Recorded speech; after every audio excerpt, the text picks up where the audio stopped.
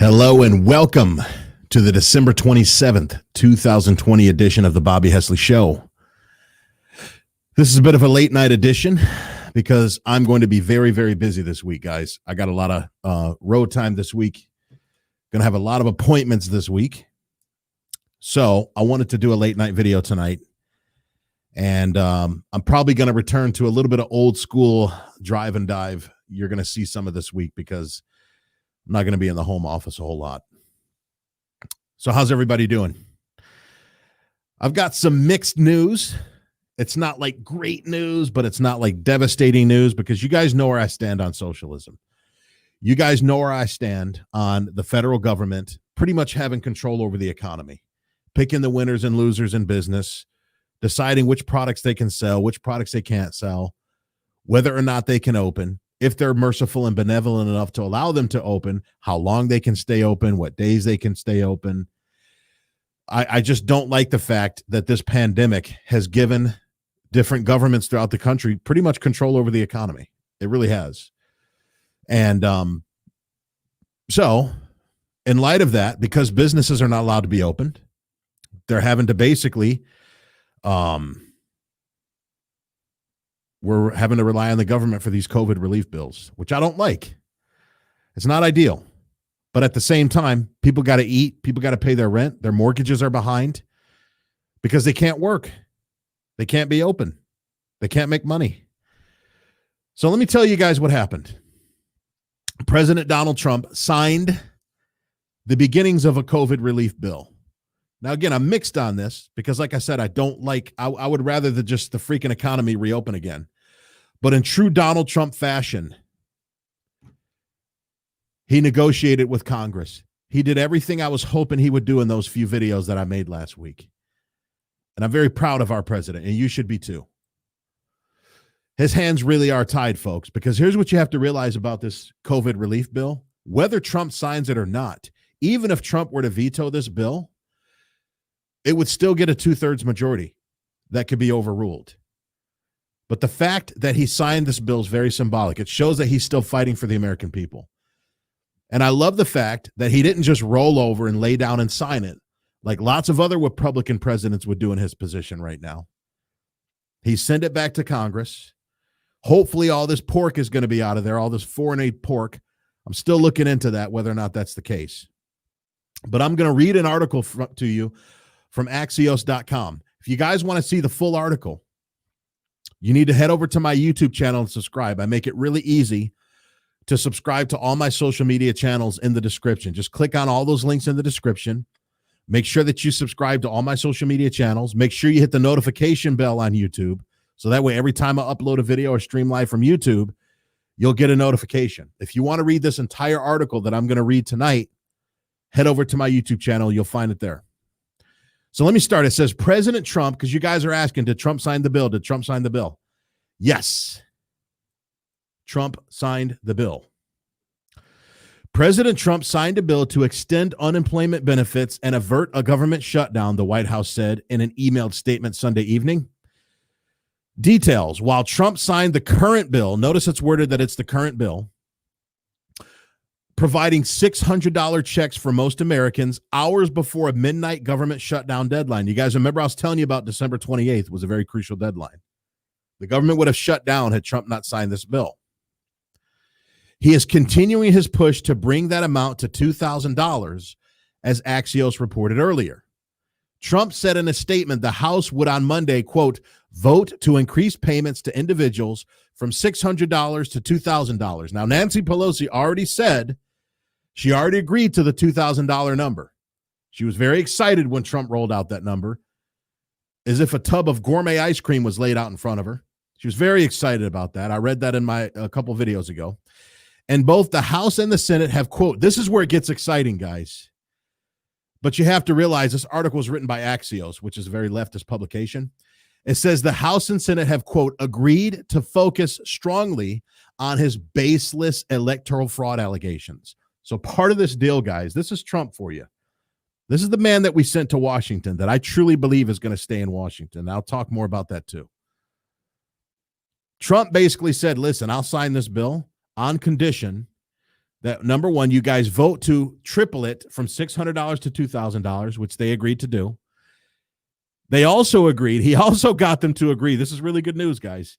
He got them to agree to focus strongly on all of his electoral fraud allegations. I'm just reporting the news here, YouTube. I'm just reporting what the news says. But that's not it, though. There's one more thing in there, guys, that Trump threw in there. The Senate has also promised, the article continues, that the tech industry's prized liability shield, Section 230 of the Communications Decency Act will, quote, will be reviewed and either be terminated or substantially reformed, he said. Get that, guys.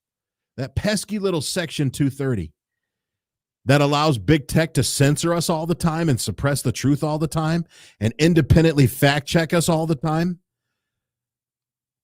Like when I was on the roof of the TCF Center and we were trying to get out, I was a credentialed Michigan GOP poll challenger, and they wouldn't allow me in. They were putting their hand on the elevator button and blocking us from even being able to call up the elevator. And yet somebody who wasn't there fact checked me and said that didn't happen, even though I was right there and I got it all on camera. And I put it on my YouTube page and on Facebook. So you guys have to realize this is pretty substantial, guys. They have admitted to investigating election fraud. Now, that's still symbolic because you have to realize asking the Senate to look into investigation fraud, that's like letting the fox build the chicken coop. That's like saying, hey, Mr. Fox, can you build this chicken coop for me? They're going to be a little bit biased on that. That's a bit of a conflict of interest. However, you have to remember that we're coming up on January 6th, guys. January 6th is right around the corner. Crucial deadline in our electorate. And I believe that if there's an ongoing Senate investigation into election fraud during the time of that certification, that could bode well for us, guys. You guys have to realize it all boils down to Mike Pence. I'm going to do an entire video later this week in the coming days about how, in my opinion, the fate of the union, not the state of the union, but the fate of the union, the fate of this country, the United States of America, is in the hands of Mike Pence. It really is. And I'm going to do an in-depth video that's going to go into why that is. Pence holds the cards, guys. It all boils down to Mike Pence. So they were going to pass this bill either way. His veto bill would have it could have been overturned via a 2/3 majority, which was probably likely to happen. But the threat was symbolic, guys. And like I said, that shows that he's still fighting for us.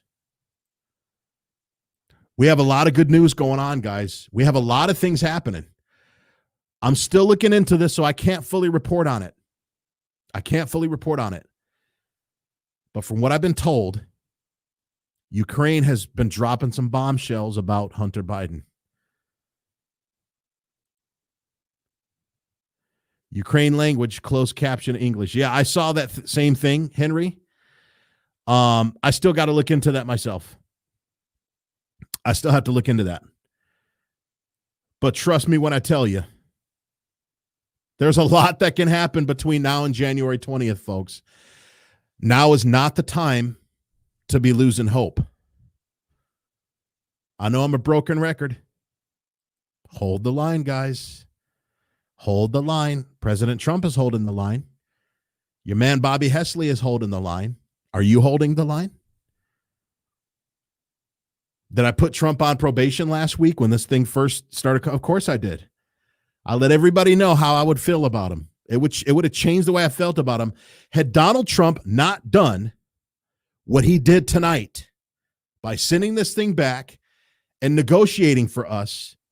And boy, I got to tell you, Donald Trump, he never fails to exceed my expectations.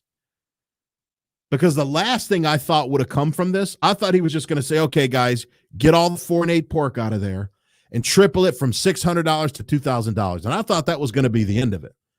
But we're dealing with President Donald J. Trump here. Not only did Trump say that, not only did he say get all the 4-and-8 pork out of there, triple it from $600 to $2,000, but he also said, I want you guys to start a Senate investigation into the fraud, which is a first. Do you guys realize that? Do you realize how huge that is, how monumental that is? All these Senate investigations that we've been watching over the last month that I've been covering. I did an hour and a half video about the Michigan Senate investigation here in Michigan. We had the Arizona Senate hearings, Pennsylvania Senate hearings, Michigan Senate hearings, Georgia Senate hearings. But what do all those Senate hearings have in common, guys? Those are at the state level. Those are state legislatures. Do you folks realize that because of the negotiating power of President Donald Trump, and this is why you got to hold the line, this is why you do not give up or do not surrender yet. For the first time since November 3rd, Donald Trump has gotten the Senate, the federal Senate in Washington, D.C., not the Michigan Senate, not the Pennsylvania Senate, not all these state legislature senates, the federal Senate, where there are 50 seats or 100 seats or 102, however many Senate seats there are, 2 for each state, right? The federal Senate, which, by the way, the same federal Senate that houses the seat of Kamala Harris, which she still has not given up yet. I mean, man, for somebody who won the most decisive election victory in history to not give up their Senate seat yet, what are you holding on to, Kamala, huh? Man, when are you going to give that thing up? Let it go. Let it go, baby girl. Have confidence in the results of this election. But guys, this is a Senate investigation, guys. This is huge. Right on the heels of January 6th. Now, if there's a Senate investigation that's going on during the time of certification, do you guys know who runs the Senate? This is why I have to do a whole new video on this. I'm going to do a whole separate in-depth video, but I'll give you a little hors d'oeuvre. I'll give you a little preview of it. Who runs the Senate? Who does the buck stop with the Senate? Mitch McConnell? No. Who does it stop with, guys? It stops with the president. But not President Donald Trump, though. The most powerful man in the Senate. And you realize that this president, it's unappealable. If this president decides, it is unappealable. There is no way it can be appealed, his decision. The president that I'm talking about is the president of the Senate, not the president of the United States. The president of the United States Senate, which is, you guys are really smart, Mike Pence. A lot of people say that the vice president, that position is a useless position. It's an auxiliary position. It's a tag along. It's a Me Too type position. It's a pretty powerful position, guys. Number one, they're second in line in command. They're second in command. God forbid if the unthinkable happens to whatever president is in the White House, the vice president steps in, right? But also the vice president is president of the Senate, which means that it's the vice president who has to unseal the envelopes that have all the electoral votes. And the fact is, guys, there are dueling electors that are being sent to Washington, D.C. on January 6th. And I don't have time to cover it this whole video because I want to keep it relatively short. I've been hearing that too, Lori. I've been hearing worries and concerns about Pence as well. We just have to pray. We have to pray that Pence does the right thing, but it really boils down to Pence. And I'll say this, guys.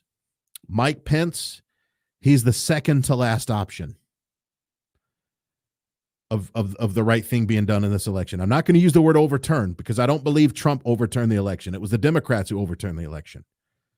It was. But let's just say that Vice President Pence is the second to last option that Donald Trump has. And I'm just going to leave it there for this video when it comes to Mike Pence. That's right, Lori. We got to pray that he does the right thing. We got to pray, guys. I agree with you too, Don. Fake news. He's the most loyal VP in my lifetime. He is. Pence is very loyal. Very, very loyal. True News says that Pence has a ticket to Israel on January 6th. That's something that we got to verify. I don't know. I don't know about that. We'll see. So I just thought I'd hop on here, guys, just to share some, like I said, semi-good news. It's not great news, but it's promising news. But I got to say, I'm really proud of President Trump for once again exceeding our expectations. He sent this thing back and he threw repealing Section 230 in there or severely reforming it, and also starting a Senate fraud investigation into the election. That's pretty big news, guys. Pretty big news. Holding the line in Midland, Texas. That's right, Chaz. That's right. President Trump knows exactly what he's doing. That's right. Guys, I'm still hopeful. I've been seeing lots of people in the comments lately asking me, Bobby, what do you think? What do you think? What do you think? I don't have a crystal ball. I can't predict the future. But guys, I feel it in my bones. I feel something in my bones. I can't put my finger on what it is. But I just feel something in my bones. I really do. I want everybody to, first of all, like this video, comment on it, share it, please. But I want to see some ones. Everybody hit the number 1. If you feel something deep in your bones, you can't quite put your finger on what it is, but you have this inexplicable hope deep down that everything's going to be okay. Hit the number 1 if you feel like that. And if you want to be honest, hit the number 4 if you don't feel like that. Let's see what outweighs more. We're going to get more 1s or we're going to get more 4s. You can be honest. We're not going to judge you. If you feel like we've lost, if you feel like this thing is over and there's no hope, let me see some 4s. We're not going to judge you. It's crazy how many 1s are pouring in. These 1s are just pouring in, guys. Keep the 1s pouring in. Look at all this hope, guys. This is why I do what I do. I'm a seller of hope. That's what I sell. That's what the Bobby Hesley Show has for sale. You want to know what my product is? You want to know what my good and service is? I sell hope here, guys. I sell hope. That's what I sell. Who's buying? Who's buying my hope that I'm selling? Who's picking up the hope I'm throwing down here for you, huh? Look at all these 1s, guys. This should encourage all of you. This should encourage all of you.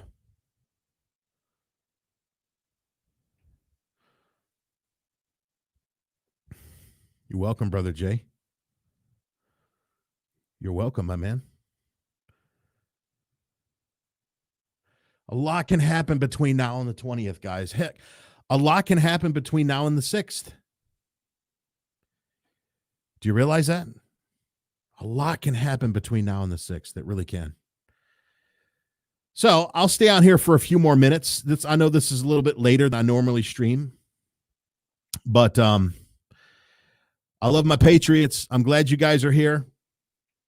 If I'm helping you get through this, if I'm helping you guys get through this, please know that you're also helping me get through this as well.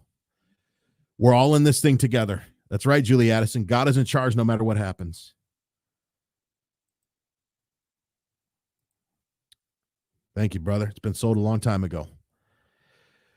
So I'll stay on a few more minutes. What do you guys want to talk about? Shoot me some questions. Shoot me some thoughts you have. I'll do my best to answer any questions. Just know that the Bobby Hesley policy is to not answer any questions that I have not researched. If I have not thoroughly researched a topic, I'm not going to answer the question. Mike T. What's up, Mike T? Are you sad Trump lost, man? No, I'm not sad at all. I'm not sad that Trump lost, Mike T. You know why I'm not sad Trump lost? I'm not going to say unlike you, but chances are you're a Democrat for saying what you're saying. Unlike Democrats, I don't put all my hope and my trust in government. Unlike Democrats, I don't expect the government to solve all my problems. I don't. Would I be bummed out if my guy ends up losing on the 20th and I see Trump being, escorted out of the White House, or he's walking back to, the chopper with his wife, Melania? Of course I'll be bummed out. Of course I will be, Mike T. Am I sad Biden kicked Trump's A? Well, that remains to be seen, doesn't it?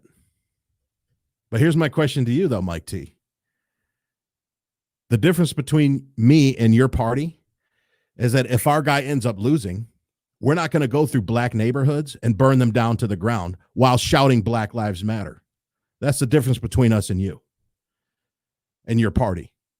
We're not going to go through black neighborhoods shouting no justice, no peace while committing acts of injustice and disturbing the peace. Okay? That's not how us Republicans roll. You know what we do? Number one, we don't put all our trust in government like Democrats do. We don't believe in big government.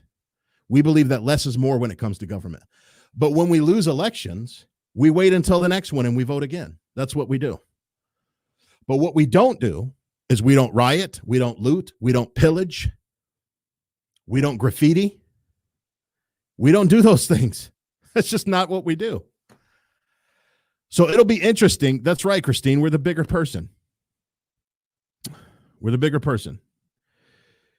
Us Republicans are snowflakes. I'm having fun with this. I don't usually respond to trolls. I don't usually respond to people who, come into the comments and spew their nastiness. But we'll have a little bit of fun tonight. Us Republicans are snowflakes. Is that so? So, in the spirit of that, let me pull something up here for a second. I want you to tell me what you think a snowflake is. Let me show you guys something. You tell me what a snowflake is, guys. Hold on a second. I'm going to share my screen. Okay. And our friend Mike T says that us Republicans are snowflakes. So Mike T, I want your opinion on something. Is this your definition of a Republican snowflake? Donald J. Trump is now president of the United States.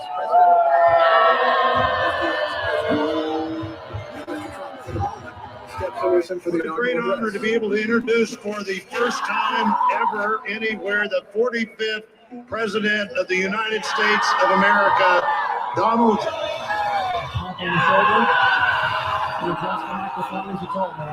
Look at this Republican snowflake. I am so sorry to my world. I am so sorry to my world. This is not what we want. We will face challenges. There's so much potential we will get the job done. For beauty and for devastation. In this one moment, it's almost incomprehensible that they can exist right now. So, and we are grateful so to President Obama. So who's the snowflake, Mike? That was you guys 4 years ago. Okay. That was you guys.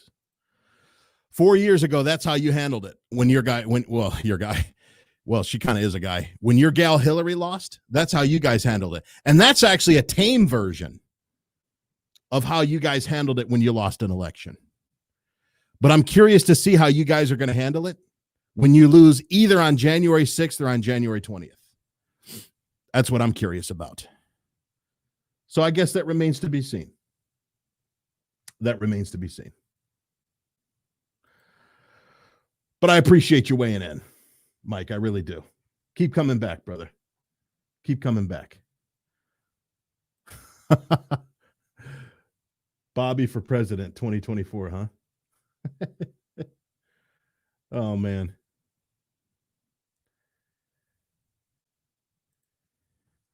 Few Democrats acted like that doesn't mean the entire party did when Trump won, you clown.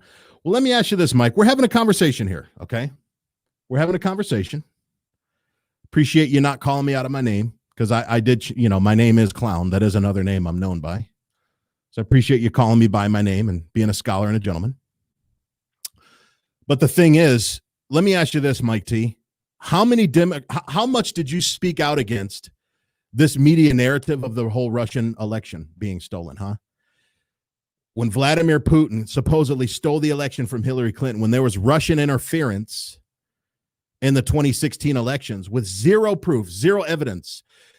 Mike T, do you know that John Brennan, who worked very closely with Barack Obama, he was an Obama appointee, literally said in a memo that the entire Russian dossier was made up by Hillary Clinton. It was made up by her campaign. You do know that, right? You do know that your side, your Democrat side, admitted in a memo that the entire Russian collusion hoax was a bunch of bull beep. So why were Democrats that have integrity? Where were all the Democrats with integrity that were saying, hey, where's the proof? Where's the proof of all this fraud you guys are alleging that the election was stolen? Where's the proof that Hillary lost fair and square? Right? Get used to Biden, sweetie pie. We'll see about that. We'll see about it. We've had 47 years to get used to his systemic racism. Let me ask you this, Mike T. If Biden wins, if your guy gets in there and he wins on the 20th, let's say he cheats, he frauds his way in there, are you going to be complaining about systemic racism when he undoes all the prison reform that Donald Trump did with his First Step Act? When you start seeing all these black men rounded up and mass incarcerated, are you going to be one of the first ones complaining about systemic racism?